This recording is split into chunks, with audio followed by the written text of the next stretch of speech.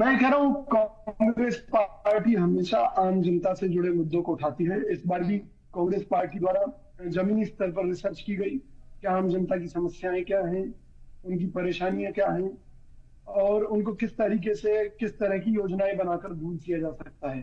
हम्म। वो चाहे किसानों की बात हो, चाहे गरीबों के उद्धार की बात हो, हम्म। चाहे महिलाओं की बात हो, चाहे छात्र छात्राओं की बात हो, चाहे वो रोजगार की बात हो।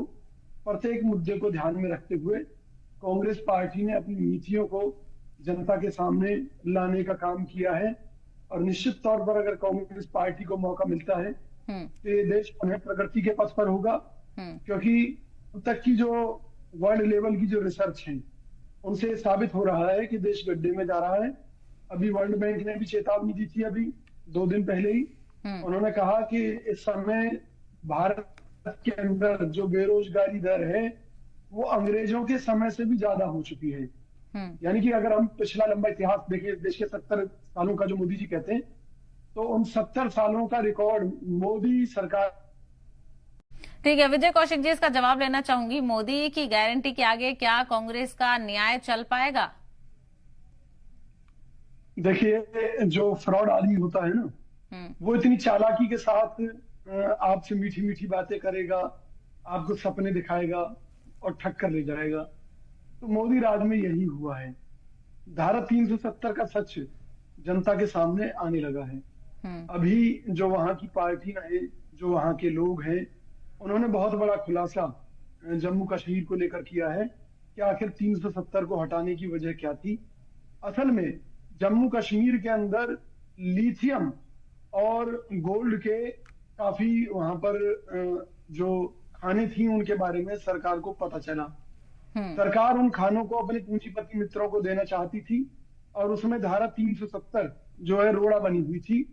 तो उसको हटाकर इन्होंने वो जो ब्लॉक्स थे गोल्ड के और लिथियम के, उसके खनन के वो ठेके अपने मित्रों को सरकार ने दे दिए हैं। इससे बड़ा धोखा इस देश की जनता के साथ हो नहीं सकता। इसी तरीके से 2014 में मोदी जी ने कहा था अच्छे दिन आएंगे, तो देश के बुरे दिन आ गए। बुरे दिन कैसे? कि जब आपको आरबीआई के रिजर्व फंड से 2-2 बार के 1-1 लाख करोड़ रुपए निकालना पड़े, तो ये देश के बुरे दिन है। क्योंकि आजादी के बाद से लेकर 70 सालों में अब तक किसी भी पार्टी ने, किसी भी सरकार ने उस खजाने को कभी छुआ नहीं था जिसमें से 2-2 बार पैसा आप निकाल चुके। हम्म। देश के ऊपर रिकॉर्ड कर्जा 70 सालों में अगर 55 लाख करोड़ का कर्जा हुआ था, तो मोदी सरकार ने वो बढ़ाकर 205 लाख करोड़ कर दिया। देश की जीडीपी के 85-90% तक कर्जा पहुंच चुका है। किसी सड़क पर जाइए तो टोल दे देकर लोग हलकान हुए जा रहे हैं। पेट्रोल डीजल, जो ये सरकार कहती थी एक देश एक टैक्स व्यवस्था, पेट्रोल डीजल को उससे बाहर निकालकर 100% प्रॉफिट उसके ऊपर ले रही है। आज तक सरकार ये नहीं बता पाई। हमने विपक्ष के तौर पर सवाल पूछा कांग्रेस पार्टी की तरफ से कि भाई ये जो रशिया से जो तेल खरीदा गया है कौड़ियों के भाव, हम्म। इसका सरकार को कितना फायदा मिला है? सरकार ने आज तक जवाब दिया हो तो बता दीजिए। क्यों? क्योंकि वो फायदा केवल अंबानी जैसी कंपनियों को हुआ है, यानी कि जूता देश के सिर पर। क्यों? क्योंकि वर्ल्ड लेवल पर कभी अमेरिका ने हमें चेतावनी दी, कभी किसी ने दी कि भी आप जो रशिया से माल खरीद कर और हमें महंगे दामों पर बेच रहे हैं, ठीक नहीं है। लेकिन वो तो देश ने तो खरीदा ही नहीं ना। हम्म। देश ने अंबानी के लिए खरीदा, अंबानी ने उसे आगे बेचकर प्रॉफिट कमाया। वरना जो लाखों करोड़ का, हजारों करोड़ का जो फायदा है, जो सरकार को मिलना चाहिए था, होना चाहिए था, उसके बारे में सरकार ने आज तक क्यों नहीं बताया? हर चीज में तो धोखा कर रहे हैं। हम्म। कह रहे थे हम काला धन वापस लाएंगे, मोदी जी ने कहा मैंने नोटबंदी कर दी, अब काला धन खत्म। रिकॉर्ड बताता है कि विदेशों में काला धन बढ़ गया। रिकॉर्ड बताते हैं कि देश की जो संपत्ति है वो 60% संपत्ति अब 1% पूंजीपतियों के हाथ में आ गई है। देश की 40% आय पर 1% पूंजीपतियों का कब्जा हो गया है। अब देखिए ना, गरीबी कितनी तेजी से बढ़ रही है कि 81 करोड़ लोग केवल 5 किलो गेहूं पर जिंदा है। आप जो मोदी जी झूठ बोलते हैं कि भाई मेडिकल, वो जो इन्होंने कि भाई हमने स्वास्थ्य सुविधा दी है, 5 लाख तक का हमने बीमा उपलब्ध कराया है। हम्म। तकरीबन 2000 हॉस्पिटल्स में से तो 1000 ये हॉस्पिटल्स तमाम ने तर तो स्कीमें सुविधा तो देने से देखने के लिए इनकार मिल कर रही। दिया। कौशिक जी, आपसे यहाँ पर समझना चाहेंगे किस तरह से इंतखाबी मंशूर को जमीन पर पहुंचाने की कोशिश की जाएगी?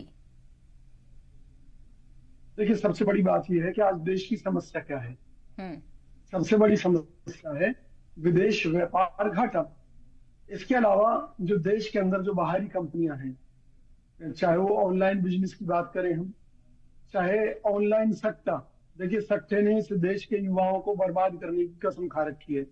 हम्म। और मोदी सरकार ने इस सट्टे पर 28% जीएसटी लगाकर इसे लीगल कर दिया। तो युवाओं को जो बर्बाद करने की योजनाएं मोदी सरकार ने चलाई हैं, सबसे पहले हम उन पर रोक लगाएंगे।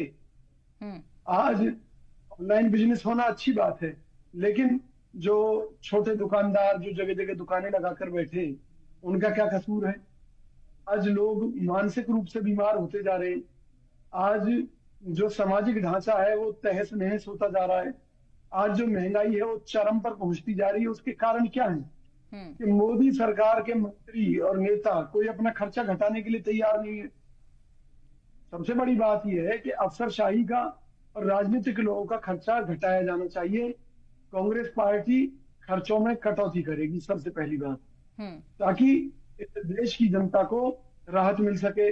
दूसरा काम हमारे द्वारा ये होगा कि जो पद खाली हैं, सरकारी पद जितने भी खाली हैं, उनमें तुरंत भर्तियां हों, ताकि जितने ज्यादा लोगों को नौकरियां मिलेंगी उतना ज्यादा पैसा जनता के बीच में पहुंचेगा, वापस घूमकर सरकार के पास आएगा। जो टैक्स व्यवस्था है वो आटे में नमक जैसी होनी चाहिए, लेकिन अब नमक में आटे वाली व्यवस्था चल रही है।